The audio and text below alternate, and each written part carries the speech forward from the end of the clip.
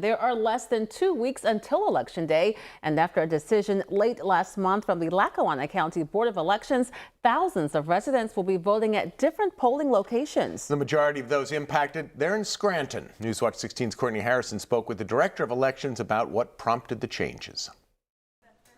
Lackawanna County Director of Elections Beth Hopkins and her staff have spent weeks preparing for the November election.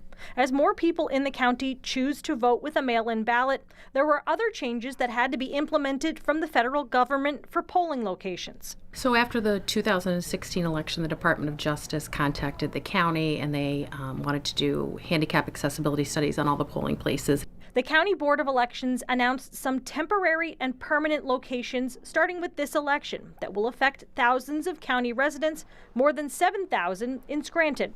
The county also notified voters of the changes by mail. The percentage of voters in these particular polling places in Scranton that were moved were very low. I mean, in the primary election, under 30% in the majority of them, down to 10%. The temporary changes are for voters in Old Forge who went to the Old Forge Borough Building. They will vote at the Eagle McClure Hose Company.